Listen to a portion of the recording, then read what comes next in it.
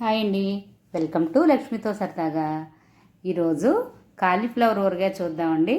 ఎంతో టేస్ట్గా ఉండే ఈ కాలీఫ్లవర్ ఆవకాయ పిల్లల నుంచి పెద్దల వరకు ఎంతో ఇష్టంగా తింటారు. చాలామంది కాలీఫ్లవర్ తినడానికి ఇష్టపడరు కదా, ఇది చాలా ఇష్టంగా తింటారండి ఎవరైనా కానీ. ఒకసారి ట్రై చేసి చూడండి.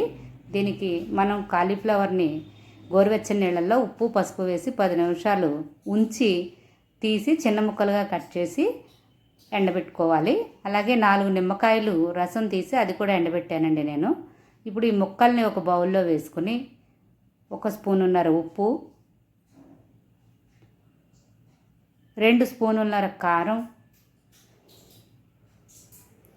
1 స్పూను మెంతులు, 1 స్పూనున్నర ఆవాలు వేయించి పొడి కొట్టుకున్నానండి. ఆ పొడి, చిటికెడు పసుపు, 4 నిమ్మకాయలు రసం ఎండబెట్టుకున్నాం కదా ఆ రసం కలిపి ఒక కప్పులో నేను గానుగ నూనె తీసుకున్నాను. 1 కప్పుడు ఆ గానుగ నూనె వేసి కలుపుతున్నాను. మీరు ఏ ఆయిల్ అవైలబుల్గా ఉంటే అది వాడుకోవచ్చు. వెల్లుల్లిపాయలు అనేది మీకు ఇష్టం అయితే వేసుకోవచ్చు, లేదంటే స్కిప్ చేసేసుకోవచ్చు. నేను ఇప్పుడైతే వేయట్లేదు, నేను కొంచెమే పెడుతున్నాను కదా, ఒక చిన్న పువ్వు మాత్రమే కలుపుతున్నాను కాబట్టి. అంతేనండి, ఎంతో టేస్టీ కాలీఫ్లవర్ ఊరగాయ రెడీ అయింది. ఇది ఊరితే మరుసటి రోజుకి ఇంకా టేస్ట్గా ఉంటుంది. మరో వీడియోతో మళ్ళీ కలుద్దామండి. బాయ్ అండి.